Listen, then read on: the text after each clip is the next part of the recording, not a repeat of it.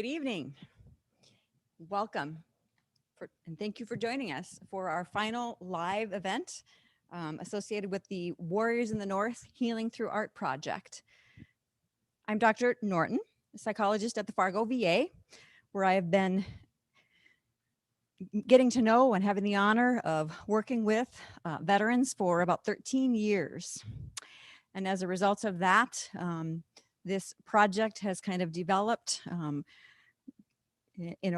to be able to allow our veterans who have received care to share their stories, to encourage others to also share their stories and encourage others to perhaps seek some help or services. So tonight, the microphones really go to these veterans, these 5 veterans that are behind me. We're going to ask each of them to share their personal stories about joining the military, about their military experiences, and about their treatment experiences. And then when they're done sharing their introductions, we'll open it up for questions from the audience, our physical audience here, our virtual audience in the virtual world as well. We'll be able to actually type in questions that we'll be able to see and share with our panelists as well. This is a very unique opportunity to be able to hear 5 different opinions from 5 different veterans. Every veteran has a different story, and they may have very different answers to your questions. So it's a very good opportunity to get a larger representative sample of kind of questions that might be difficult to ask, that maybe people have been afraid to ask, that these men and women are here and have taken the risk to share those stories. So from left to right, we have Dan, we have Annie, we have Joe, we have Brandon, and we have Lowell. And I think we'll start left to right, if that's okay. And I'm going to grab the microphone and let you guys pass that one down for each other.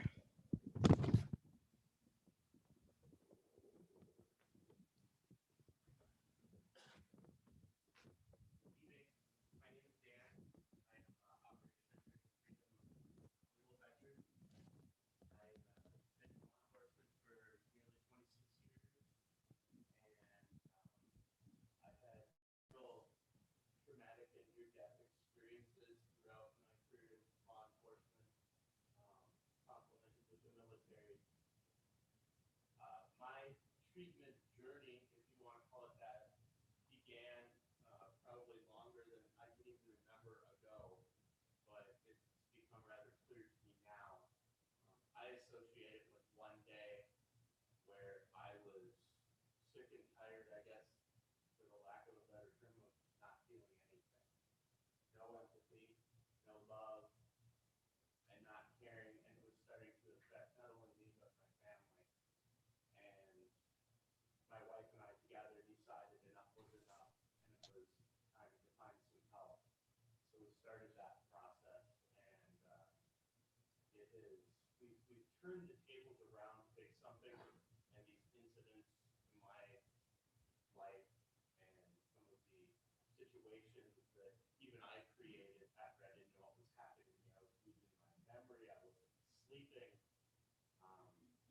I was always what I thought was somewhat of a creative person, and I've become a very sarcastic, angry, tired person. And after finding some solutions and getting help at the VA, and specifically from Dr. Norton, and completing prolonged exposure therapy, I feel that every day we turn it around even a little bit further. And for me, it's through music, writing, and art. My name is Annie, and I joined the Navy in. I joined the Navy a while ago, and it was because I didn't want to go to college. So I went to the rainforest and tried to impress the rainforest out of that lunch, and my recruiter was there, so I went to the Navy. I spent 8 years in the Navy.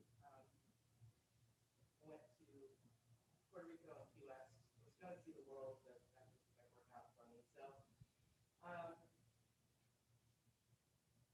enjoyed my time in the military. I was good at it. A little bit different than everything else up here.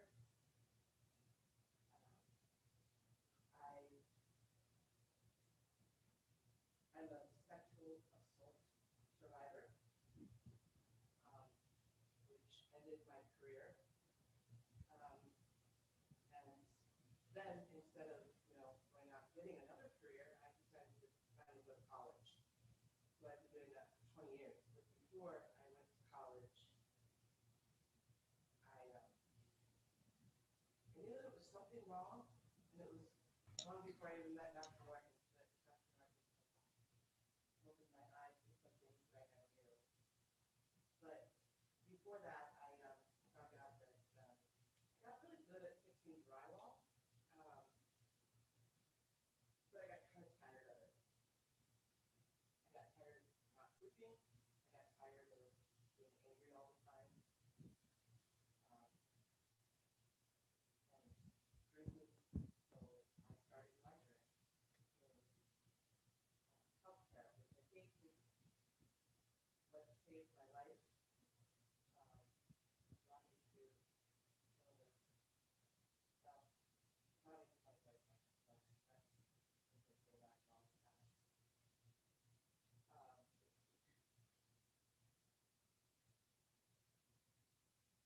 I guess.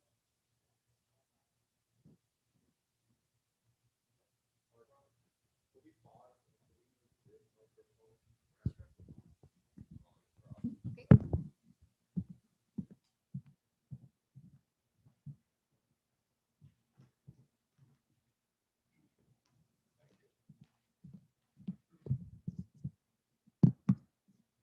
Hi, I'm Joe Ganella.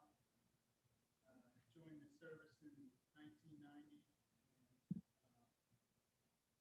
stayed in for 23 and a half years. I started out in military intelligence as a paralinguist, then went to OCS and became an engineer, and then from there I went to in the special forces. I guess for about 17 or 18 years. In special forces, I guess I've always been on what they call a door kicking team at the operational detachment level, and then I went on to command company in 5th Group, and then from there I went to Special Operations Command, and then in McDill, Air Force Base in Florida. I went all over. My last big going back and forth to Iraq, and then from there I went to Special Operations Command. Couldn't stand staff job of being in an office, so then I retired. After I retired, I was never a person that believed in PTSD. I'm not sure why. I guess I thought it was weakness. And I guess I've been out for 8 years or so, and finally, with issues with family as well as internally, where I really can't be happy, very angry at a lot of things. And so I basically decided to seek help. And here in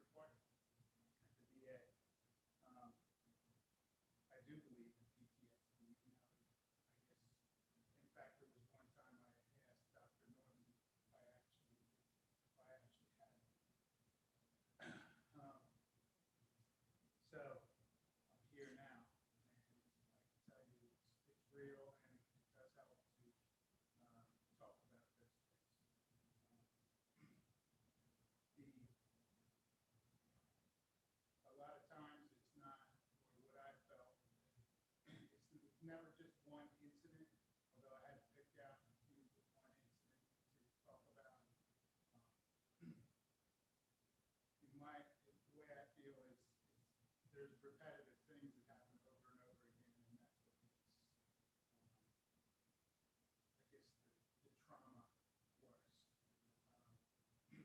Or take hold of your life rather than you trying to control, your own feelings.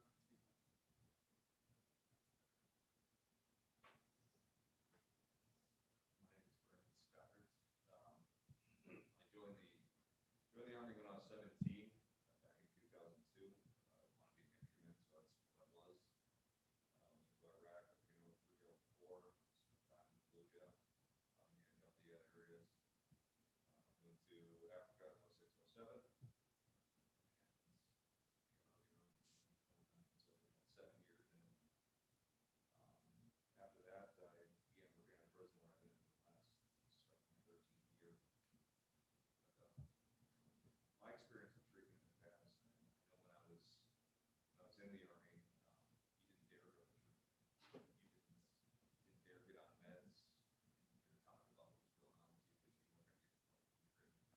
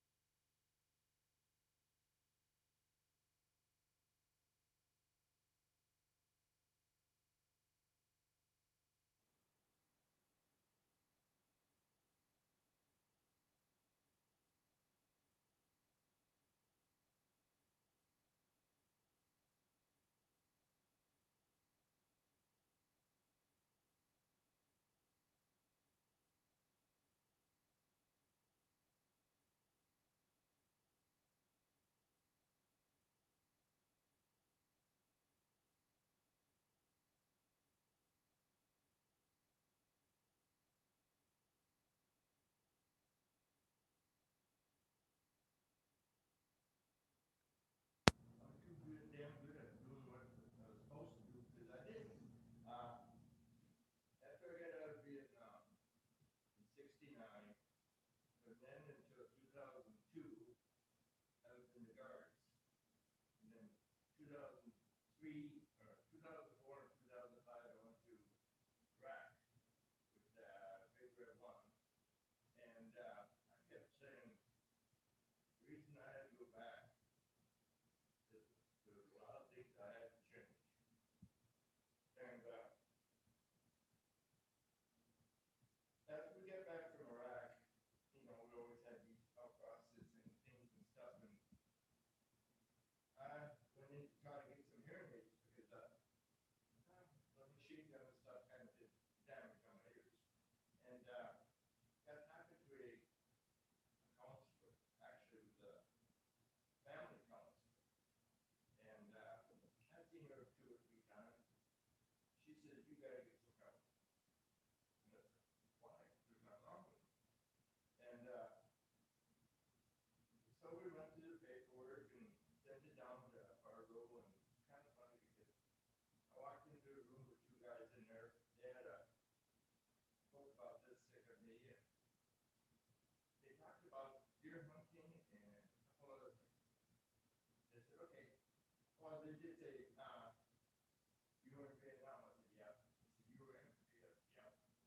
started talking about deer hunting. Well, coming home that day, I told my wife, I said, that's a rock. And a couple weeks later, I get a call saying, come on down and see Dr. North. And I went to prong exposure, Moreland Erie, and my big trauma was when I was running the machine gun. I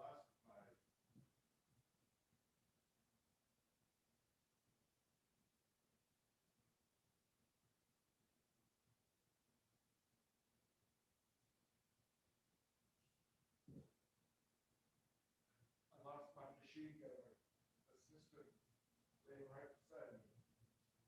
And I didn't even know he had died. They had picked him up, threw him over to the corner, and got me another guy. And right after the ambush and stuff, what did we do? We got up, turned around, and walked away. I didn't know if he was dead, alive, or what. We didn't have time to grieve. We didn't have time to even think. So when I came home from Vietnam, that's about how I was. I wouldn't think, I wouldn't feel, I wouldn't talk to anybody. I had my little walls around me. Now I know during this time, I lost my wife, I lost security, and since I started with Dr. Norton and stuff, and my beautiful wife out there, it's stuck with me.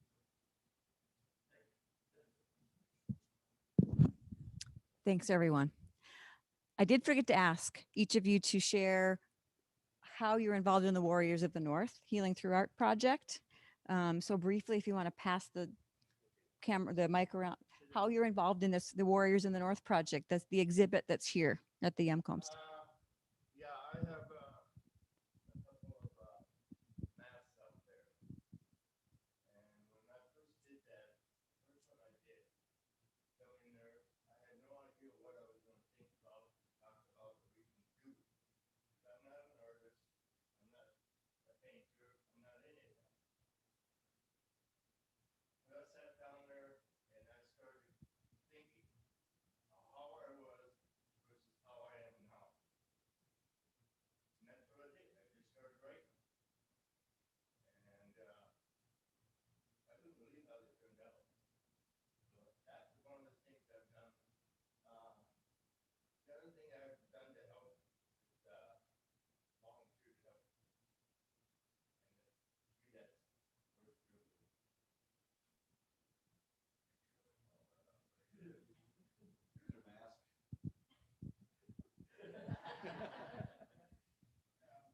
I did done a little writing, shared some of that.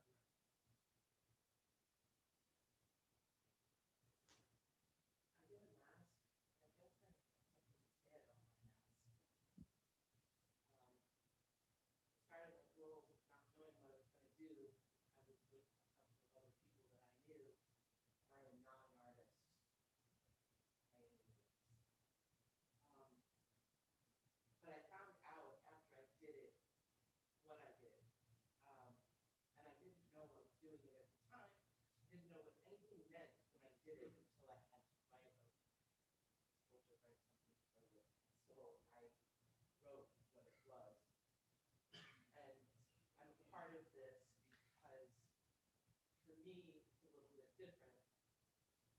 Red, white, and blue is a little bit more blurred for me because of how I lost my career. So I didn't really pick it out. PTSD kicked me out because of everything that happened and how women are treated in the military. Now, don't get me wrong, I was at a great duty station in Key West, and I had really, really great guys, and they treated me just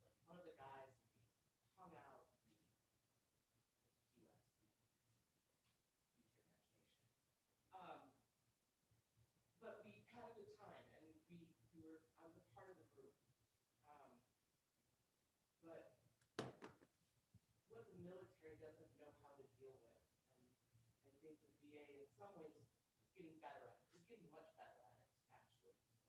Most recently, Melissa Stevens. The jacket and handbag still missing. And the bag, as you can see, is very distinctive. And we are asking the public to inquiry and to come forward if they have any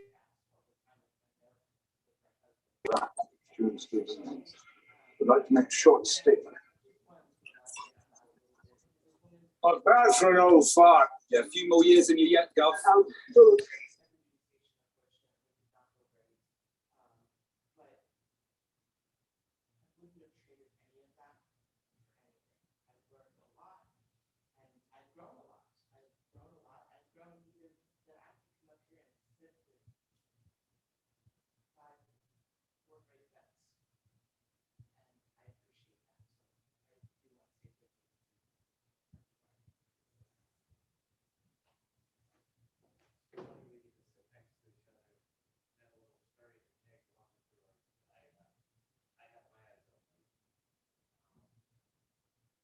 For me, part of the Warriors in the North keeps me active. I have to get artists way downstairs. That's my map experience, so to speak. That's how I've created one. But I've always been a writer, and after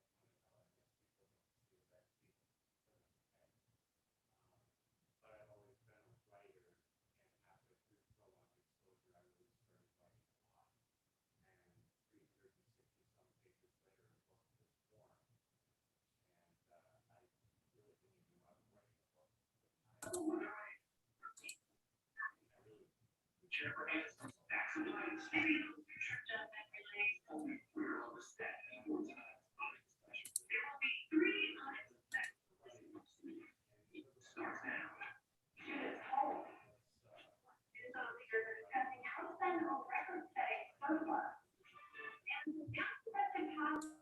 the meeting was over, I received a text message from home. And it hit me like a ton of bricks because it was all about being sexually assaulted, and I wasn't prepared for that. And it was probably the best thing for me because I learned so much. Ultimately, the poem was made into a song after paired with the singer. It was nominated for Independent Single of the Year. Quite a high bar for #1 for that goal. But here I am in the group of some very courageous and powerful women, and I couldn't keep up learning because in law enforcement, you go to a call and then you go to the next call. And I was in the middle of this, and I actually was learning more and more about this. So for me and my wife, the whole idea of doing this project was to take something so ugly and try and make something beautiful. So that's what we did. Thank you, everyone. So at this point, we will begin taking questions from the audience. I can certainly hand around, or Maureen can you want to bring the mic around for people who have, Maureen already has a question. She wants to be the first one to ask a question.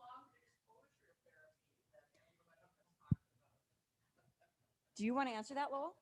Okay. Mike? Actually, I don't need.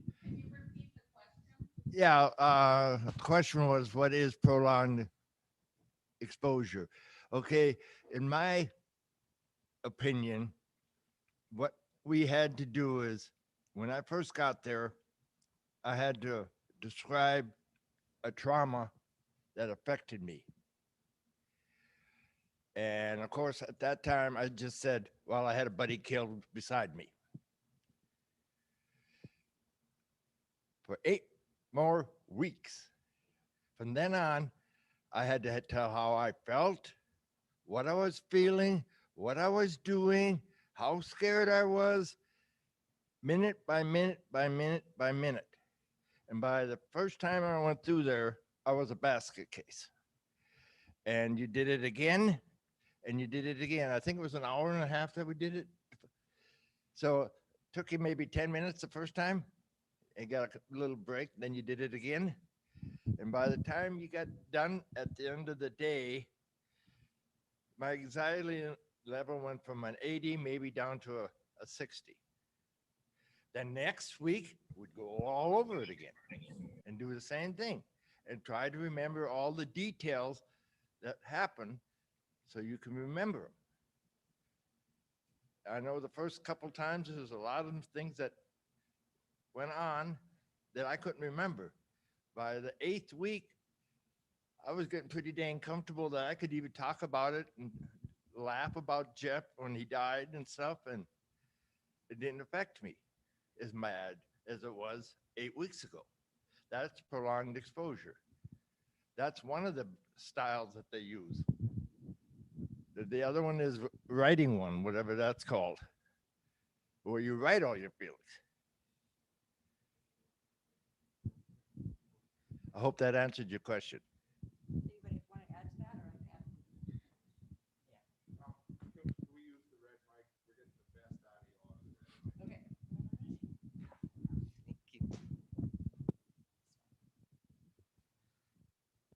Little dance there.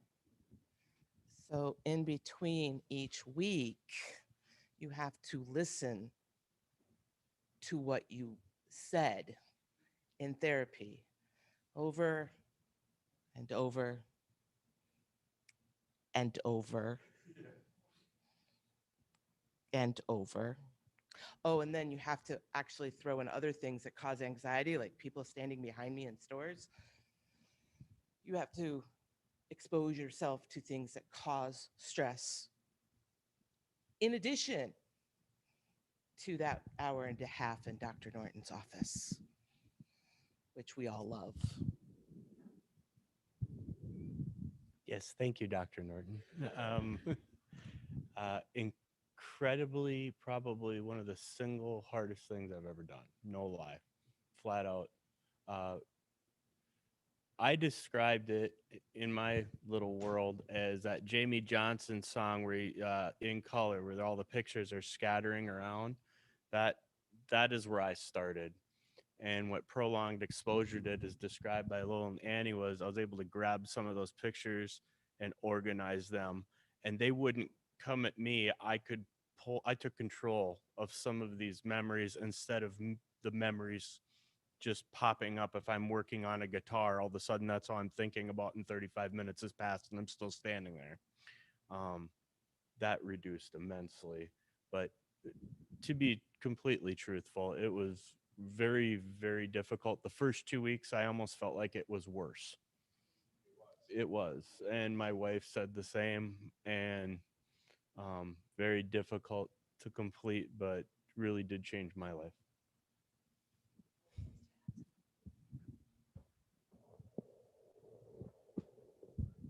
I was just going to say, I live about 4 hours away from here. And after the first time, for the first 3 hours going home, there ain't no way in heaven I was coming back. Because it took me an hour and a half. She gave me a full roll of paper towels. That was shredded. All was left was the inside tube by the time I got done. And by the time 8 weeks later, I don't think I was using many at all. But it was something I didn't want to look at, but I knew I had to. And it got easier and easier.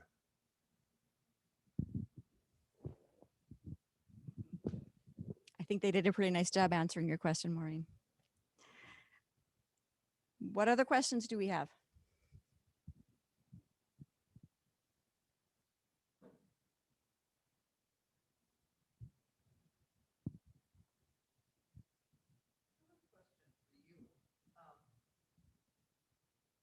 Why did you decide to do this intense therapy where you do the same thing over and over, week after week? You asking Lowell or you asking me? I'm not doing it. These guys are. I'm facilitating. Why do we do this? Why do we put people through this, right? And I remember when I went to my first prolonged exposure training, that was one of the questions from one of the clinicians in the audience. Why in the world would we put our patients through this? We want to make them feel better, not worse, right? But the answer is, this is the evidence-based therapy for PTSD that we know. And prolonged exposure is not the only one. It's one of several that we offer. But this one is the most behavioral one, in which the idea is that PTSD is like a phobia. It's like an exaggerated fear of a memory and things that remind us of that memory. And so the antidote to that is teaching yourself how to think about those things and how to be in those situations without getting overly anxious or without getting overly angry, and managing. The clinical term we use is habituate to the situation or the memory, so that it's not so hard, so that it doesn't seem like something that we have to avoid anymore. PTSD is an illness of avoidance, and that is what these therapies kind of attack at the core.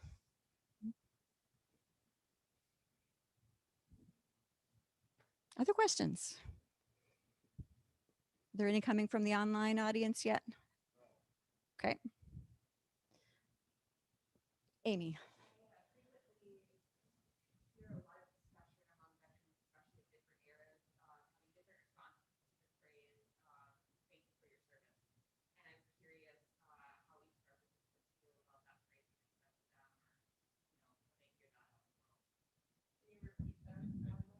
Yes. So question from the live audience, wondering about people's response to hearing "thank you for your service." How do people feel about that?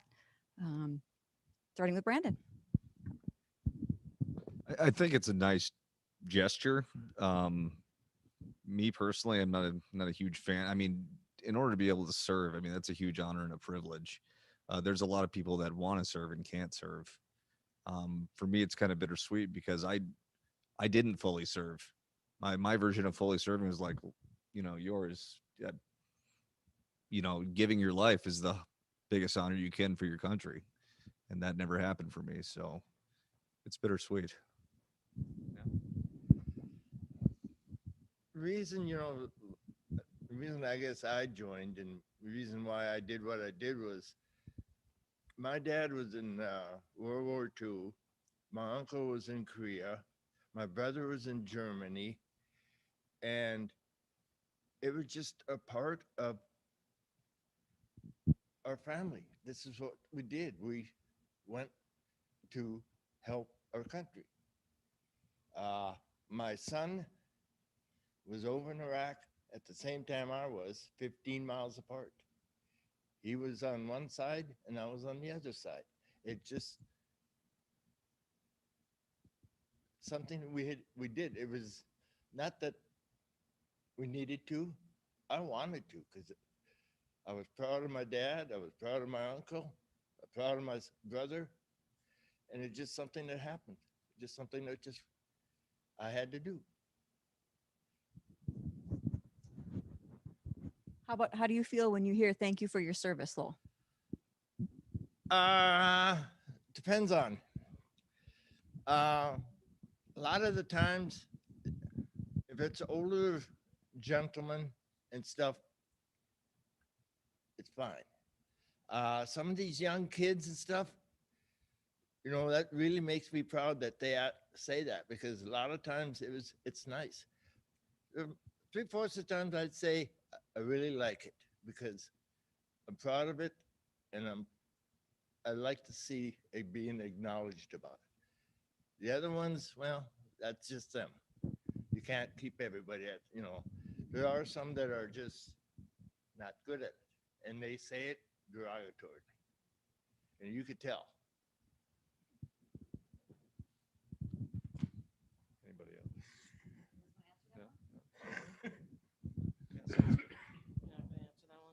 What do you want me to say?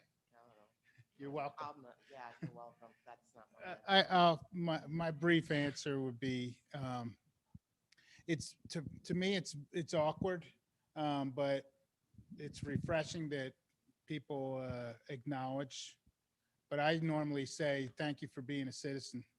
Um, we all have a part in our American society. So, um, you did had as much a hand in serving your country as I do, um, or as I did. Maybe you didn't go to war, but you're still making the, contributing to the society. So I feel it should be a mutual respect there. Um, the one thing that I'll get a little off topic, but it brings that to mind is a guy I used to coach with when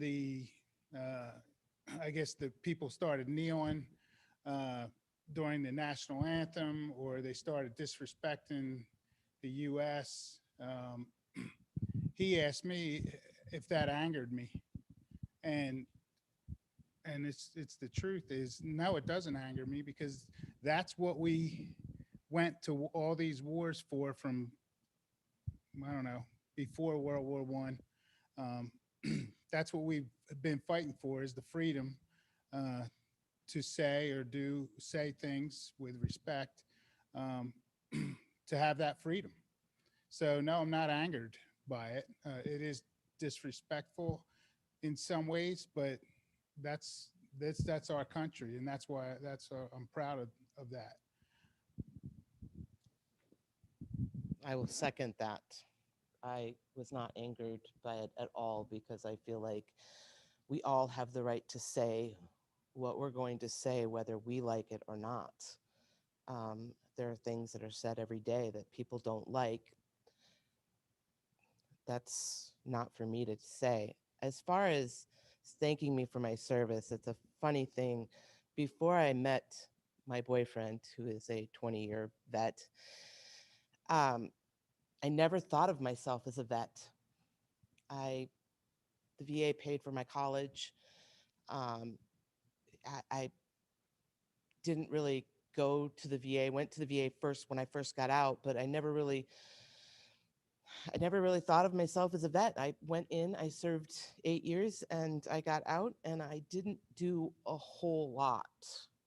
Um, I we sent fighters from Key West to Iraq. That's about all we did, and we would zap uh, our logos or our squadrons onto the side of the fuel packs, but that's it. I didn't really do a whole lot. So thanking me for my service feels weird. Um, so usually I don't respond at all, unfortunately. Well, thank you for your service. I feel awkward as well, but I think it's important that we acknowledge it as a veteran. And I guess just my thoughts on it is getting to know Lowell throughout. I think it's been almost 6 years already now. We come from two generations that fought in two very different times. Well, you fought. Lowell's a bad example. You're a great example, Lowell, and you're a great example to other veterans. My point is, our Vietnam vets did not come home to the welcoming I did. And I think if we can keep it going where they're thanking people for their service, it's for all of us. And it's for the respect that maybe they missed out on that I didn't have to go through. And I want them to know that what they experienced or did not experience, I didn't have to go through that. And hopefully as a society, we've learned now, and that never happens again. So it wasn't for naught.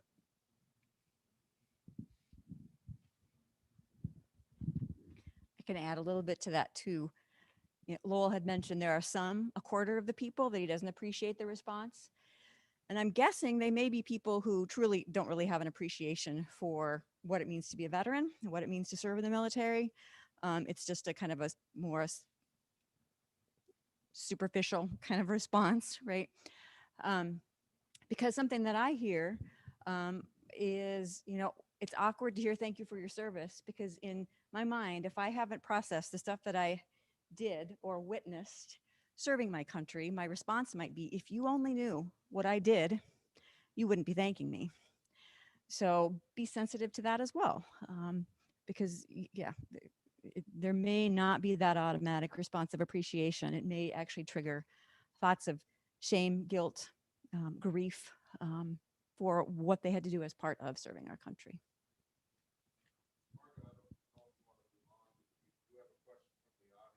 Yes.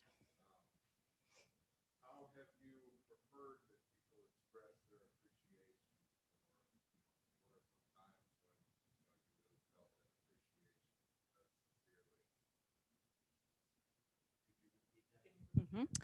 sincerely? Somebody from the online audience has asked, what is your preference for how people express their appreciation? Are there some examples of things that you really did appreciate in how someone expressed their appreciation?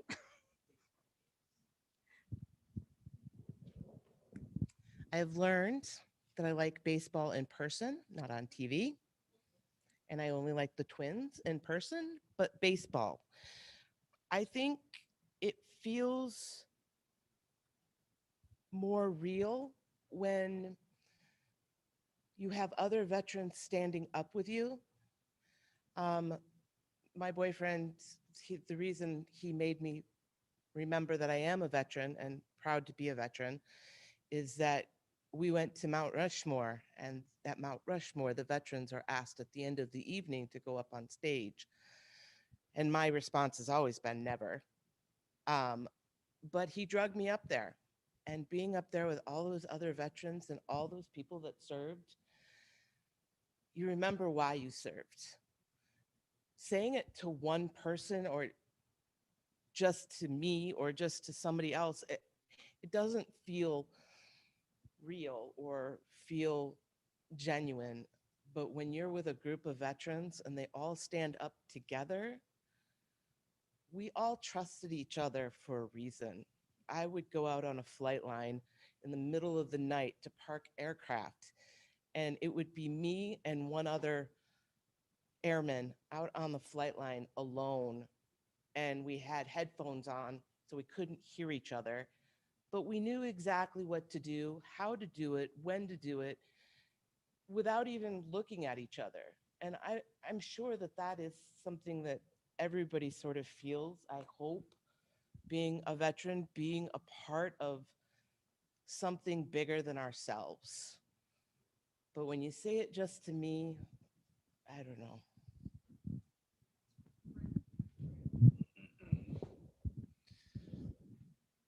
Kind of lost my train of thought for a second. No, I would say I don't think there's any one of us up here that joined because we wanted somebody to thank us later. That wasn't in the game plan. But I would say if you truly really want to thank veterans, be a good human, be a good person, take care of your family, take care of your communities, hold each other up, celebrate each other, be decent to each other. So that's the biggest thanks I think I could ever get. So. The last couple of years, I belong to the American Legion, and we've been honor guard at high school sports, football, hockey, volleyball. No, not hockey, but and we always bring the flags in. We're color guard, and to have those little kids come up to you and shake your hand and say thank you. I'll tell you what, it humbles you because they are honest about it. They're not fake, they're nothing. And their mom and dad did not make them come up there and do it, but they do. That's a nice part of it.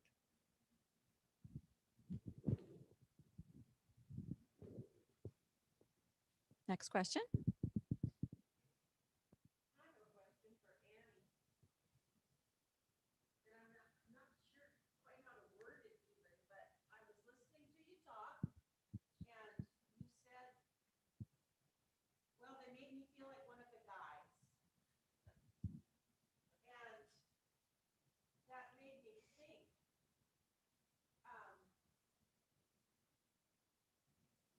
you want to be one of the guys? You know, I mean, that's kind of a,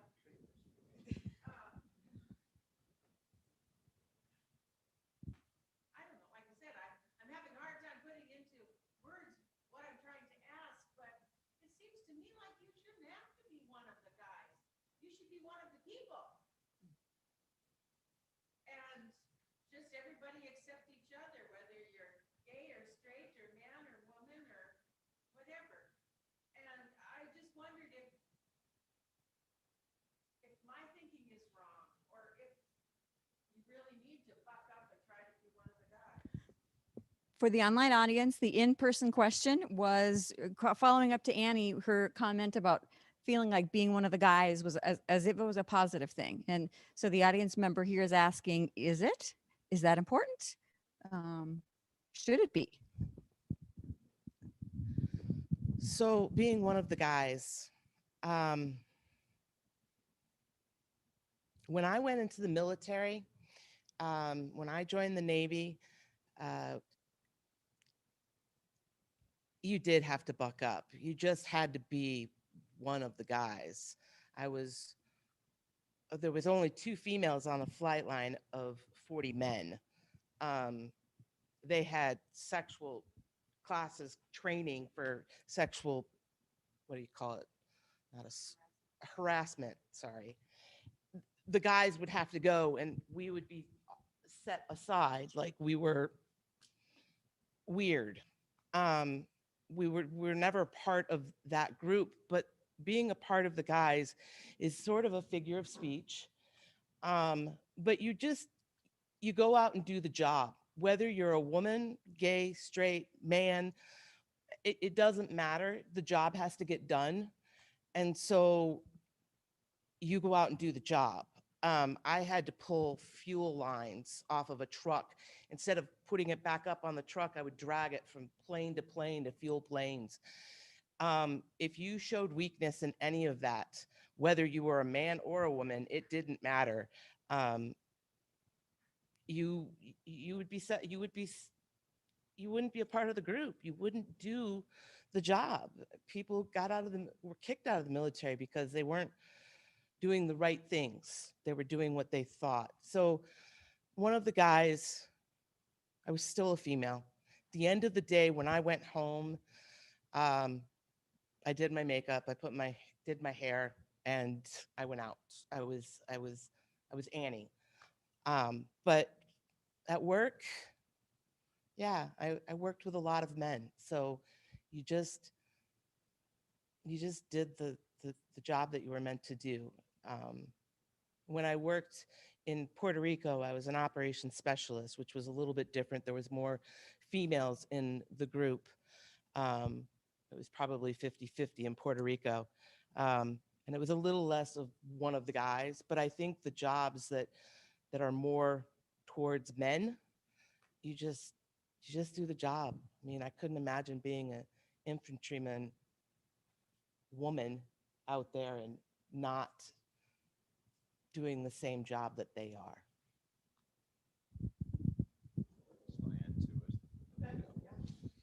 I definitely see what you're saying. I think what it comes down to is I don't care your orientation. I don't care your gender, your religion. If you can watch my 6 and you can hump the same weight I'm humping, then we're good to hook. I don't care. We're good to go. When I went to Iraq, I had 5 females under me. And one of our jobs was to go down the road looking for IEDs. Now, is that a male job? A female job? No, it's a soldier's job. And that's what we were. And I had all 5 of those females. I made them a promise the day we left. And one of them was my machine gunner, and one of them was my assistant driver. I said, stick with me, and we'll go home. And they did exactly what they were supposed to do because they were a soldier, not a female, a soldier. And that's what she's trying to get across. Is one of the guys is just one of the guys.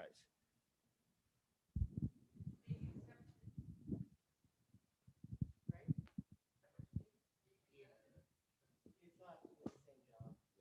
You have to do the same job as everybody else. Yes, you want to be accepted.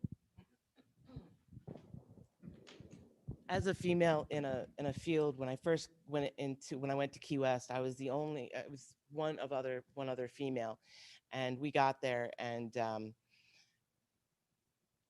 the guys set us apart, and they were like, "Oh well, you don't have to go out and do this. We've got this," or "Don't worry about it. We can do this." Well, I can do it too, until you prove yourself. Because when I went in, it was different. It was just different.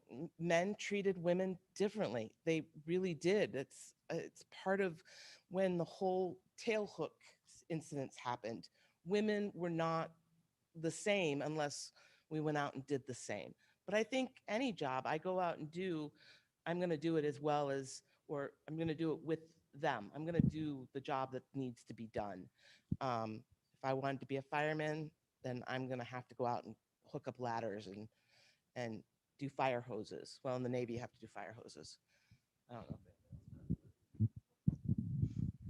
What I'll say about it, I think women have to work way harder at proving themselves in the military than the typical man in the military does, and that I don't think has changed as much as it should yet, and that can have an impact in mental health as well, because you have to learn to shut off your emotions, to prove yourself, to be like one of the boys. That can be harmful to your mental health.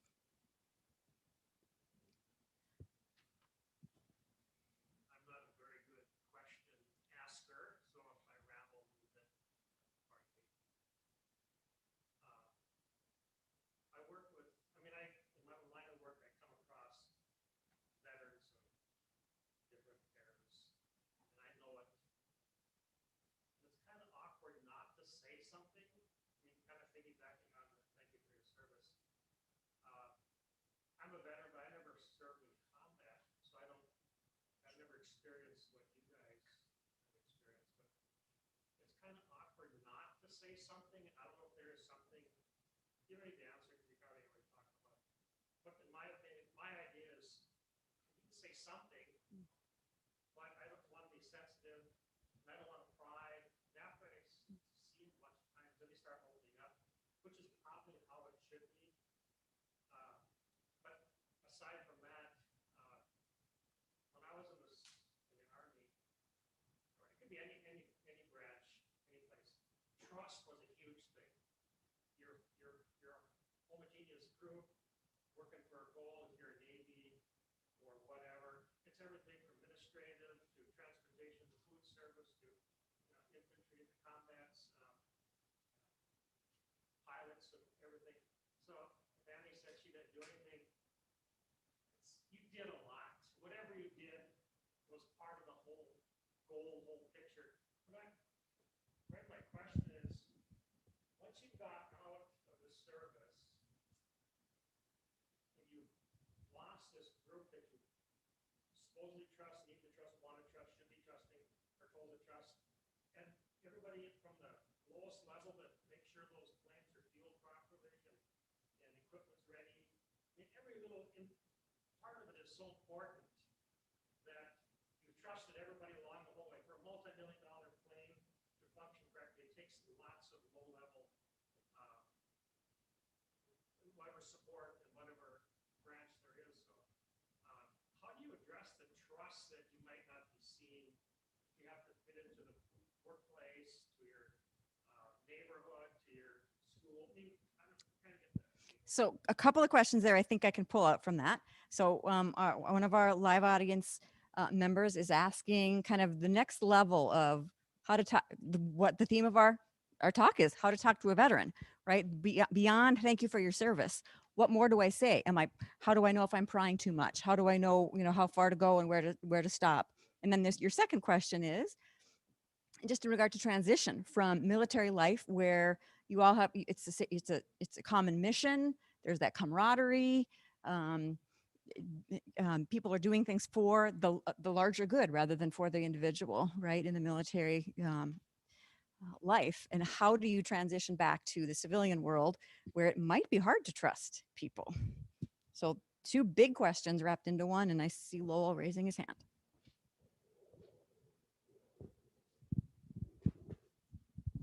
You know, when I come back from Vietnam, I come back into San Francisco, and we weren't even off the plane yet, and we were spit on, throwed garbage out, cussed, and everything. And the first thing we did was when we got into the terminal, we took off our uniforms because they were ashamed of them. Now, just the opposite. When I come back from Iraq, we come into Dallas, Texas. And before we hit the ground, you could look outside and you could see people standing. And we got off of there, and it took us, I'd say, 30 minutes to get from the plane to the inside of the building. I had 5, 6 cell phones stuck in my hand saying, "Call your wife." I had pats on the back. I had, "God bless you." I tried to call my wife, and I couldn't do it. I called her, but I couldn't talk. That's the difference between the two. And so when somebody says, "Thank you for your service now," it means something to me.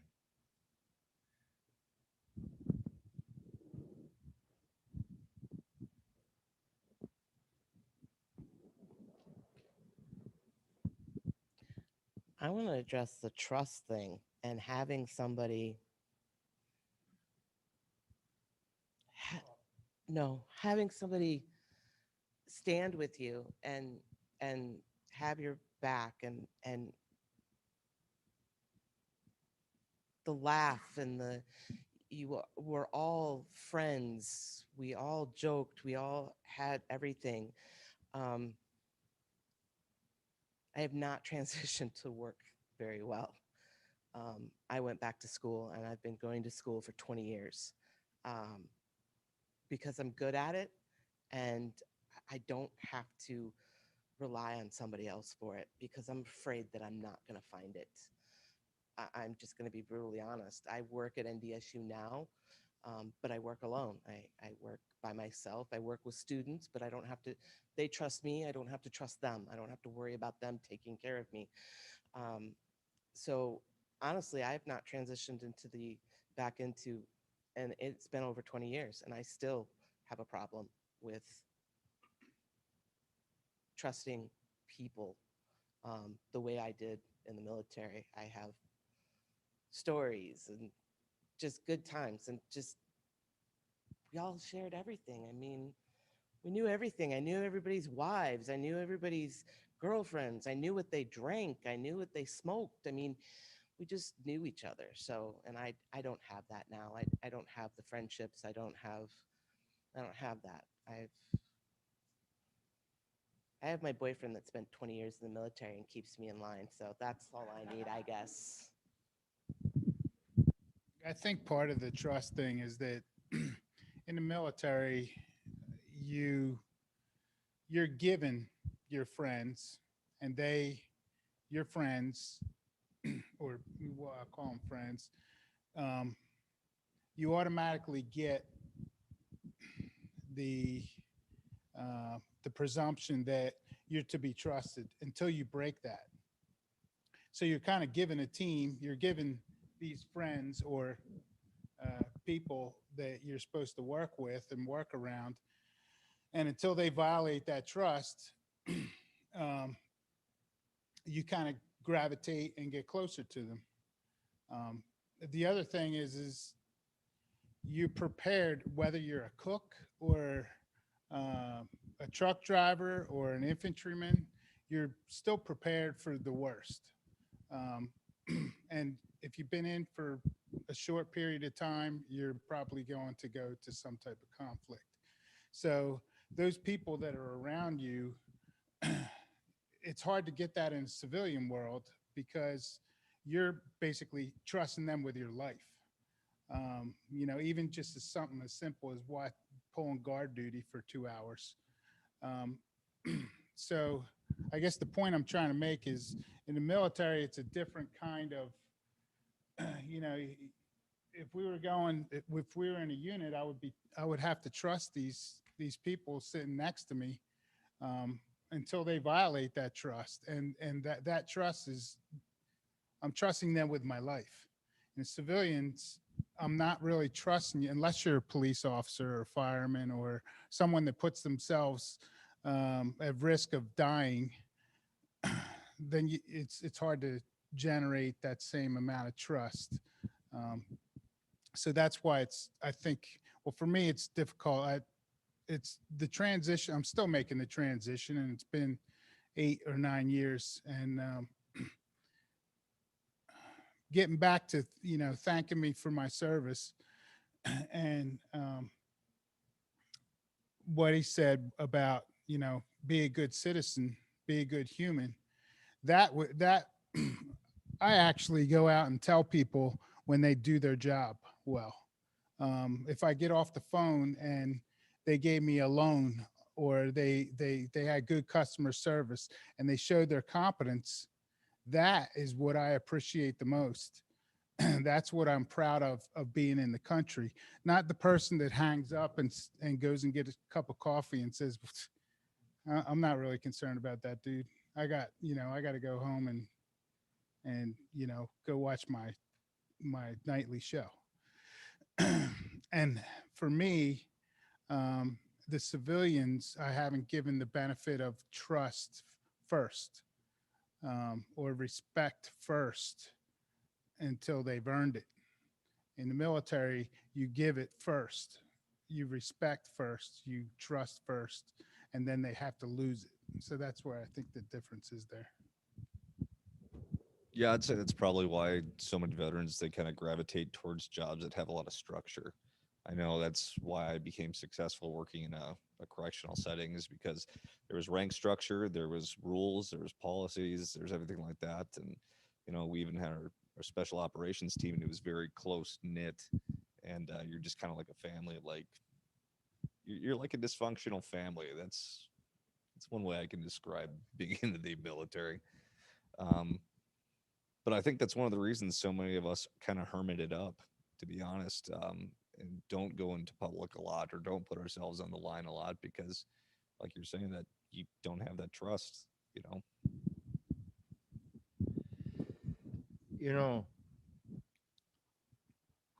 Most of my friends and the ones that I hang around with are vets.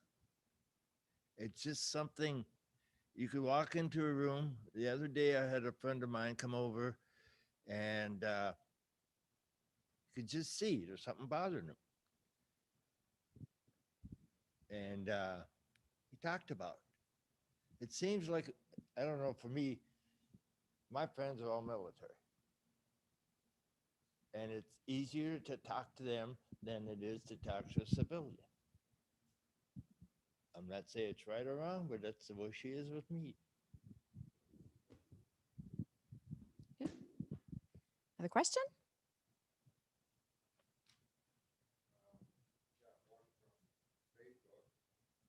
What are some ways that news and entertainment media might misrepresent your experiences in the military or your transition back to civilian? Ooh. So, a question from the online audience. What are some ways that the media misrepresents experiences in the military and transition back to civilian life?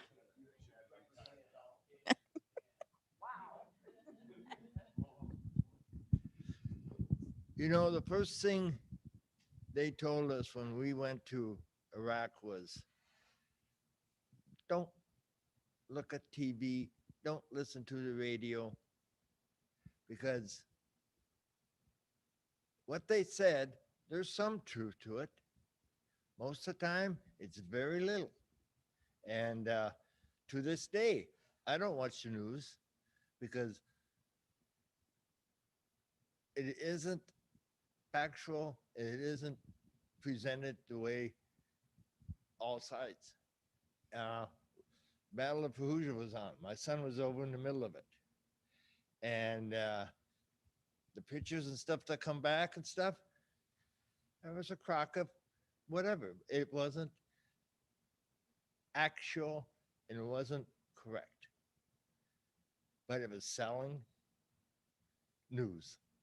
So I don't know about you guys, but I don't listen to the radio and I don't listen to the news. I've been out since 2005, and I don't think I've watched newscasts since. So Yeah, just not knowing the whole story and not sharing the whole story is a big part of it. I was I was with Big Red One. Our company was attached to 82nd Airborne in Fallujah, first of the 504th PIR, and we were there from September to April of '03 to '04, and this isn't knocking the Marines, but it kind of is. It is a. Um, but they ended up taking over for us, and they told us that we were too soft-handed with the local population, and they wanted to bivouac in the middle of the city, and they wanted to do all these other things. And the very next day after we got done with our left seat, right seat rides with them, they were calling us for help. And so, of course, we kept going back. But we had Fallujah on lockdown for the longest time. I lost a lot of friends there.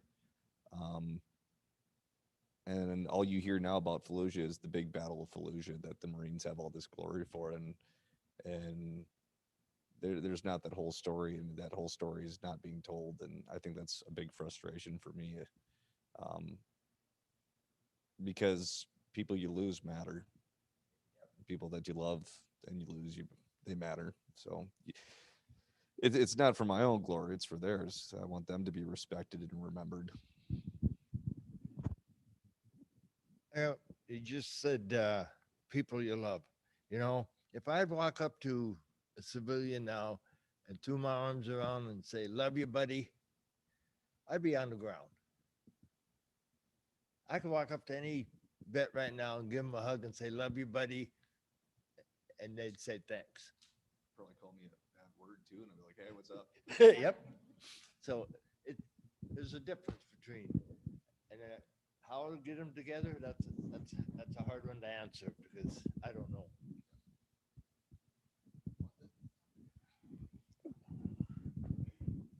I guess the one thing everybody should keep in mind is that just like we have 5 different stories, even a first account from the media, it may not be, it's not the same story. It's not Lowell just told us the story before we got in here that he saw things different than somebody else did, and they were watching the same battle. So, but the other part is that the media is good. They're selling, so they're selling a product. So it's kind of just up to the people to figure out what's right and wrong. But the other thing is what the media is putting out. That's going to be our history, whether we like it or not. So sometimes it would be good for a veteran or somebody that was there to correct their stories, and hopefully they would do it. They would make the proper corrections once they fact check what they actually reported. But you know, I've witnessed some bad things coming from media just to sell media. I've also witnessed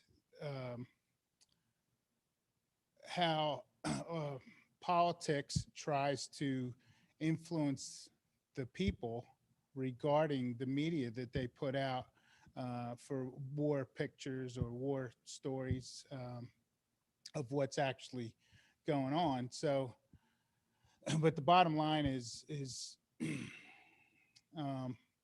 you can't change it, but a veteran or somebody you should always question it. That's your right as a citizen. That's your right as a veteran to question the stories. The news media has about 30 seconds to tell the Battle of Fallujah. The media has about 30 seconds to talk about the new training of sexual harassment in the military. The media does not have the time to give us the information that is correct.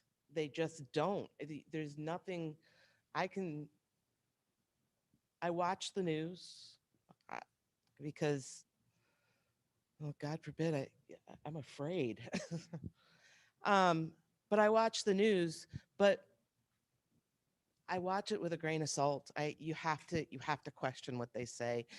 You have to get all sides of the stories because every media outlet out there has an agenda, and whether it be conservative or liberal or independent, it doesn't matter. They have an agenda to pass, and that kind of makes me angry. Here's my soapbox. They try to use veterans and the military to sell an idea.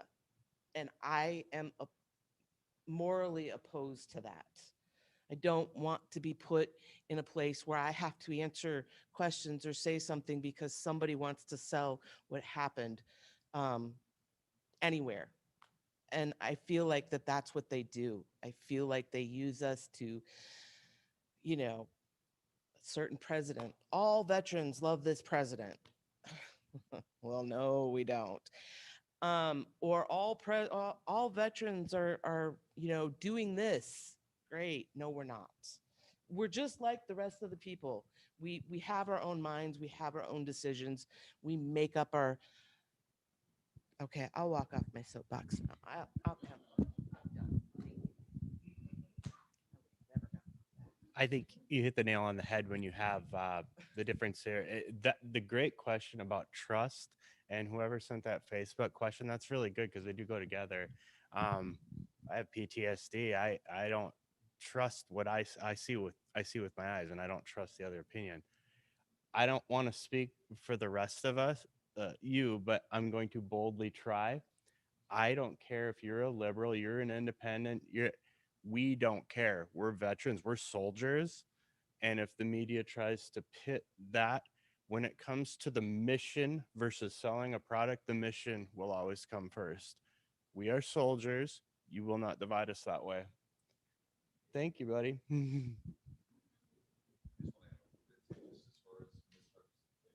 I was just gonna say too, what a lesson that is for the rest of us, isn't it? Just as far as the misrepresentation goes, it's just like with law enforcement or anything like that. If somebody does something wrong in that type of community, whether it's a police officer or a veteran, with vets, they're always like, veteran trained killer did this, and it's just like deranged. Yeah, deranged. He had PTSD. He's obviously unstable. Only a little bit, but there is that stigma. Oh, you're a veteran. You like back in Vietnam, you must have killed babies and stuff like that, right? Yeah. So I mean, just kind of that stigma of that's all that's on your mind is just combat. And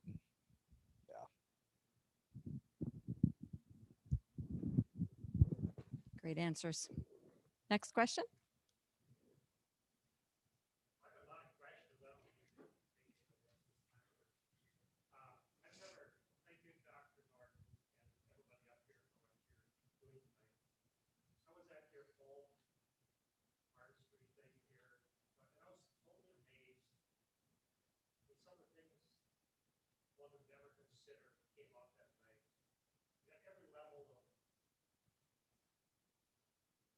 Emotions that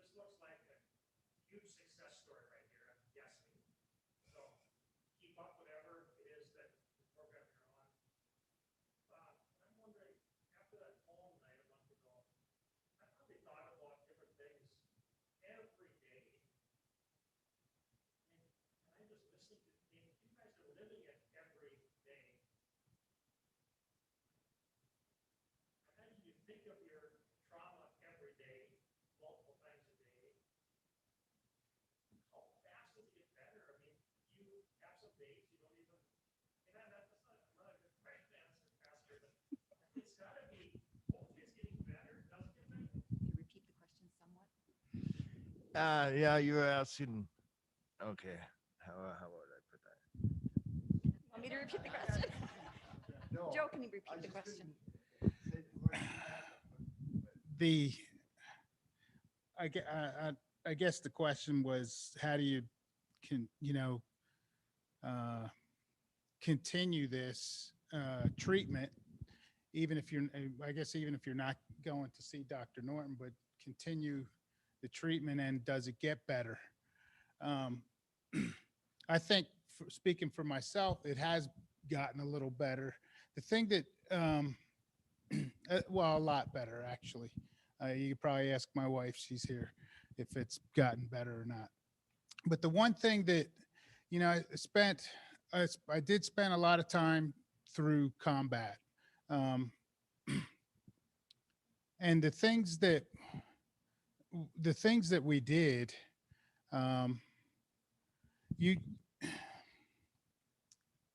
go from one, well, we did anyway. I'm not sure what a lot of others did, but you go from one battle to the next.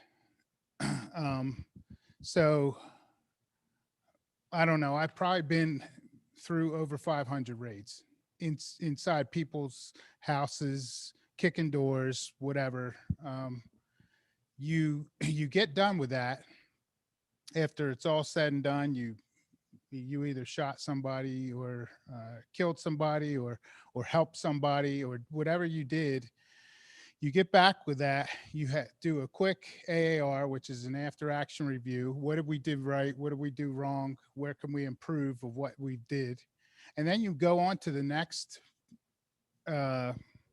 conflict or whatever, whether it's a raid or whatever. So, and this would go on for months. So that's how you don't really process that. And I never really processed that. Even after I went to SOCOM, you don't think about it. And so what happened with the treatment part is, for the first time, I kind of actually, and she makes you write about it and, kind of peel back the onion, is for the first time, you actually think about what you did, and you actually think about feelings of how you actually felt, because there's really not any time to lament or think too deep into it. You just move on, it's that happened, it's done, and you move on. But getting treatment for it, and it would help if we actually did it while we were in, you think about every little thing over and over again. And was it right that we did this? Was it wrong that we did this? Should I have done that? And why do I feel so bad about doing it? Or why do I feel good about doing whatever it is that I did? And that was what we discussed, was only one battle. That wasn't the other, however many that we went through. And it's over and over and over. So I don't know that we're ever, I guess you could say, healed or whatever. I don't think, but I think I learned to deal with some of my experiences, not just that one experience, but I will take time now and sit back and think about, wow, I'm really thinking about how I felt and what I could have done to change that situation, or if I couldn't have done anything to change the situation, and really accept it. But at the time, or throughout my military career, you just go past it. It's it's an everyday thing. So thinking about it and going through that is what I think is the healing part. My process, the night that it happened to me, is the night that I went through with Dr. Norton over and over and over again. I don't have a bunch of other times. I have other things that we're going to work on. So we're never healed. But I will say this. I've spent the last 20 years thinking about that night and so many memories of it, so many different things. So what could I have done? Did I do something wrong? I don't know what happened. Why that night? Why then? Why? And I went over and over and over, and I would think about it every minute of every day until I saw Dr. Norton. And she introduced me to this. And now I know that it happened. I know what my feelings were. I knew that I didn't do anything wrong. I know that it happened and there's nothing I can change about it, but I don't think about that moment every minute of every day anymore. Is it still there? Yes. Is the pain still there? Absolutely. I mean, I don't know if I'll ever be completely healed from it, but I can now look at it without it consuming me, without driving my car for 40 miles past my house, or sitting in the car. I would get ready to go out, and it would take me 3 hours because I lost time, because flashbacks and not sleeping and the anger and all of that.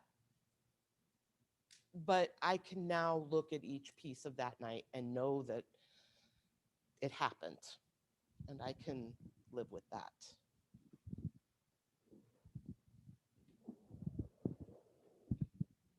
I think about the third or fourth time I've seen Dr. Norton. I asked her a simple question. When will I be cured? And I didn't like her answer. But you know, the thing of it is, and it's been almost 12 years since we started this, I've had bad days where I've lost ground on my feelings. I've had good days. The good days are outnumbering the bad days at least 5-1. But the bad days, when they come, they are hard to get out of. I sit at night thinking, well, I shouldn't have done this. I should have done this. You know, you should have done this. You know what you should do. But that's not as easy as it seems. Because at the time, and my wife can attest, when I climb up, I don't want to talk feelings. Nobody's going to talk feelings with me. And I can get up and I can walk out of the room, and I have to be myself. I've gone back in and apologized to her for doing this, but at the time I had to do it. I had to get out because I couldn't handle what was going on. And most of those were my feelings coming up that, right or wrong, I couldn't express. So I'll just echo a couple of the points too. I mean, these guys are answering these questions so well. I don't need to say much, but recovery is an ongoing process. Healing, not healed. We're all working on things. Life is self-growth till the end. It should be. We should all be working on these things. And healing from trauma does not mean we don't feel sad when we think about them. Healing from trauma means we allow ourselves to feel sad and feel those emotions, like we all should, because we're human, and that's a part of the entire human experience, right? We need to feel extreme sadness so we can also feel extreme joy in life. And I think that's a big lesson that we teach in trauma work.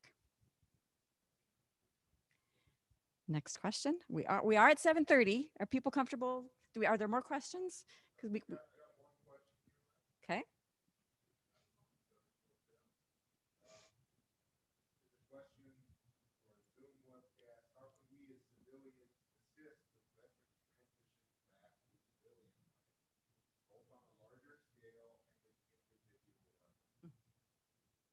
So the question is, how can we as civilians help veterans transition from military to civilian life, both on a larger level and on an individual level. Who wants to tackle that one? Let's have Dan start. I'll be brief. You're doing it right now. You're here, you're present, you're asking questions, and you're participating. You're educating yourselves, or we're helping you, and you're asking really meaningful questions. And basically, we're open books here because we've allowed ourselves to be through our therapy. So that is one measure. I don't have a magic wand, but to me, having the community involved as we've done through Warriors in the North, I still have people coming up from our first one we did saying how memorable it was. So being involved and asking the questions, it's brave of the community.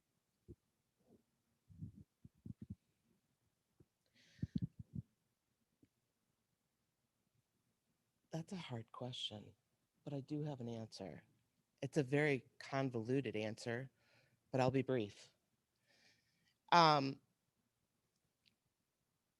Some people, we're still human. We're all different. We all transition differently. Some people will have a little bit more trust than, say, the people on the stage might. But if you do know somebody that is in the military or getting out of the military, and you know them personally, and you know that they have seen things that you probably won't understand, or you probably couldn't comprehend,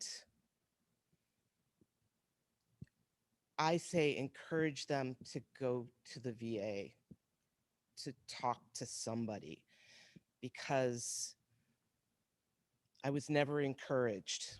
And I know a lot of people, I know a lot of vets that saw a lot of stuff that will never let their guard down enough to talk to somebody about what they've seen or what they've done. And it's unfortunate that's how we lose our veterans. And I just encourage you, whoever sees this, if you ever know somebody that's hurting, whether it's a vet or not, encourage them to reach out, because there is no way you're going to do it on your own. I can guarantee it.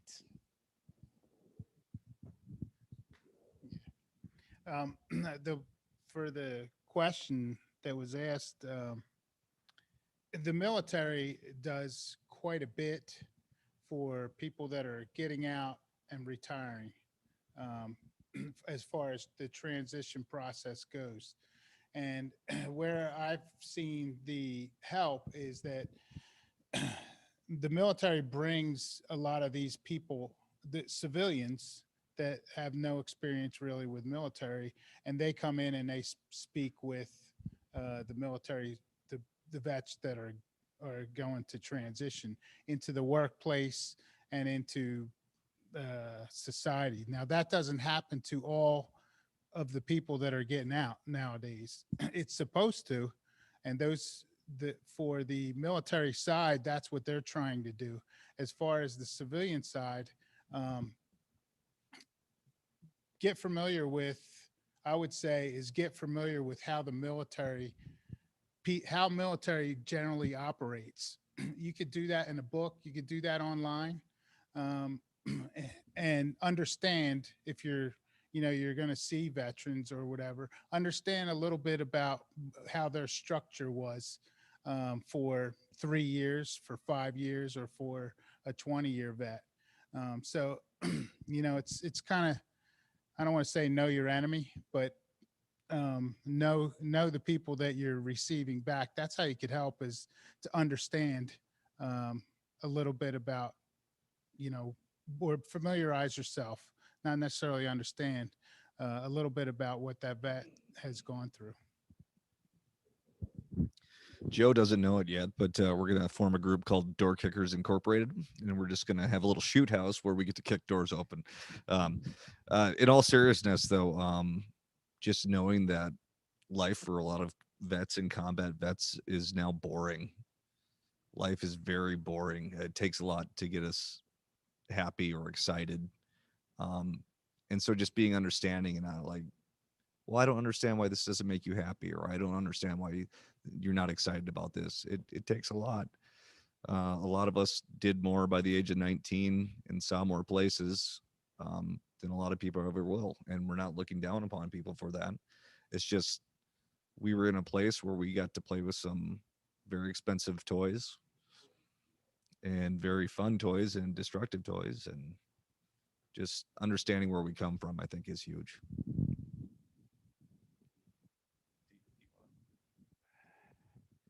I guess the only thing I could say is just be a friend with them. Don't try to understand them. Don't try to ask them all questions. Uh, just be there. Just communicate with them, just on a level. Keep the door open, but don't push it open, right? I think that's what I'm hearing, right? Yes. No kicking doors in this case. Can I just ask one, just a follow-up question related to that, which was one of my questions also of, Annie had mentioned, most of us don't seek care on our own. We get encouraged by others. So can each of you speak to how that happened for you? Question? How did you come to treatment? Who did you make the decision? Did somebody else? Did you feel pushed in? How did it happen? Well, no, I thought I was perfect. I got out of Vietnam in '69, all the way up to 2000. Let's say 2000. There was nothing wrong with me. Yeah, I was a little bit shy. I didn't have any friends. I didn't trust anybody. But I was fine. I was doing my job. But I guess what got me going was, like I said, when I went to try to get help to get some hearing aids, and the counselor there says, "Well, we got a family counselor here we'd like you to talk to." And I said, "Well, I ain't got nothing else to do." And we sat there and talked 3 times. And then the next thing I know, she was pushing me to write this letter, push me to fill this in, pushing me to do this. And I kept saying, there ain't nothing wrong with me. And then she says, okay, there's nothing wrong with you. How come you went to treatment? How come you lost your wife? How come you did this? And I sat there and went, well, that's just normal stuff. Well, it wasn't. And thank God for her. She got me going, and I've been in ever since. I'd say my children really inspired me. I don't know. As a parent, it's your duty and responsibility to rear good people and self-sufficient people that are going to be compassionate and productive in society. So I wanted to be a good father, and in order to be a good father, I had to get help. So I'd say my children. He was talking about children. During this time from 70 on up, I had 2 children, but they were growing up military. When I barked, they did. I don't ever remember hugging them when they were little. I don't remember any of that. But they were soldiers.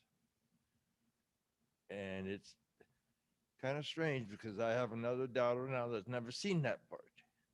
And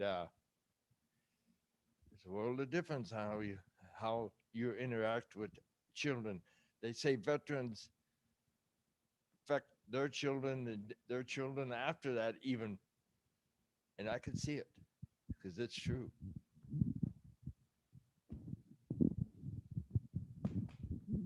Well, for me, I guess it was self-reflection about how I treat my wife, and why I can't be happy, why I'm pretty much angry all the time, and and don't really want to be bothered with anybody.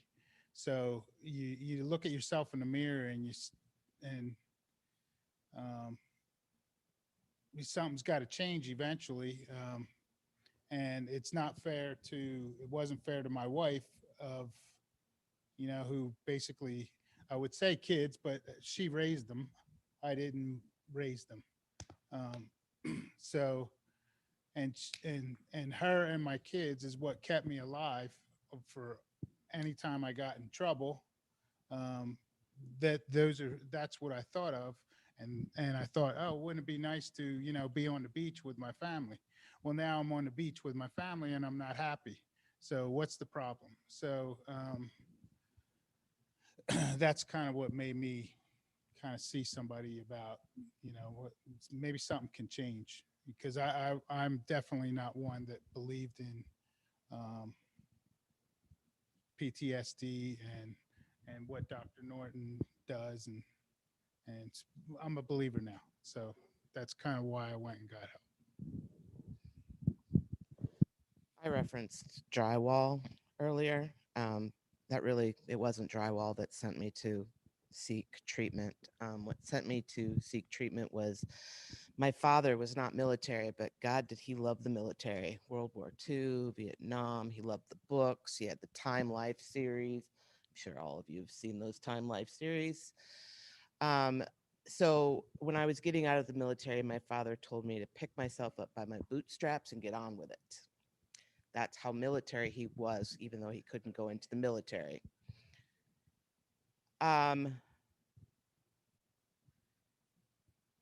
3 years after I got out of the military, my brother committed suicide. And I knew there was something wrong with me. And unfortunately, it was his death that led me to seek treatment. And that's literally how I got into it. I was in a place I didn't want to be on a day I didn't want to be there, around a lot of people I really didn't care to be around, which was pretty much everybody at that time. And I was sick and tired, like I said earlier, of being sick and tired. And I was throwing what I'd call one of my temper tantrums that day. And I drove from the middle of Wisconsin with my wife in the passenger seat all the way back home. And I talked and I said, this is how I feel. And I've never spoken more about nothing in my life. And at that point, we together made the decision it was time to do something to preserve and maybe correct some of the mistakes that many mistakes I had done throughout my life. And it's embarrassing. I mean, for me to look back and some of the behavior, it's almost childish, some of the behavior that I was doing, and reckless. So in order to preserve my future, my son's future, my marriage, worth every sentence for every mile.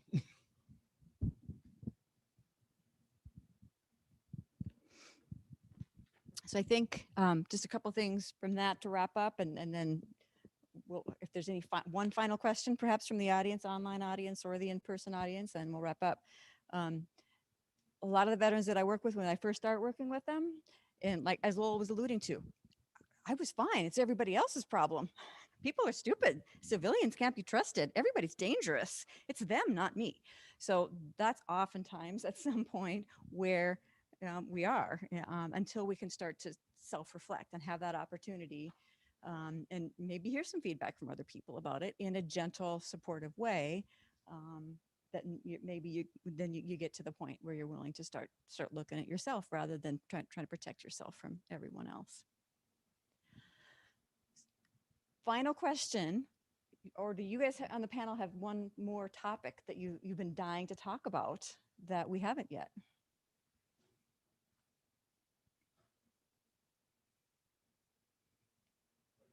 Okay, so the audience. I applaud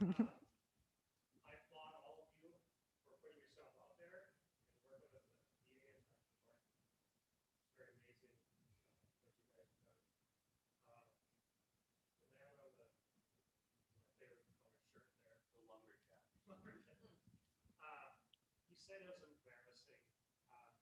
seem embarrassing, but I dwell on irrational fears quite often. And every one of your fears are rational. I mean, it's what's made you who you are today, and you have to live with it, deal with it, how to fix it, work on it. But my irrational fears pale in the day of your constant struggles, now or, when you're serving. So I applaud Dr. Norton kind of had my question. Any of you reference boyfriend, wives, family, children, wives. Whoever has got you here, I applaud them. It's amazing the support that it takes to, like, talk about driving back to Wisconsin, as you and your wife beside them there. Whatever it took, whoever's family is here, I don't know anybody here, so if anybody's here online, thank you for whatever you helped your person with. I'm just glad there's a program to help you guys. I mean, I didn't understand. I knew there was a problem. I didn't really understand the scope of the problem. And I just want to make sure you and everybody else that needs help. We all love you. We all appreciate you, and we all hope you improve and keep working at whatever it is. So don't ever give up. Don't ever give up. Keep working hard to make me happy. So our in-person audience member really didn't ask a question, but really gave kudos, I would say, to our panelists and to the loved ones that helped them get here. And all of us hopefully have been that. And like they said, just for listening, tuning in today, or listening to this recorded later, you're one of those people. You're one of the good ones that genuinely want to help. And I will say we are a team. So the reason these guys are all talk about me is because I have to ask patients that trust me to do something like this, right? This is a big thing.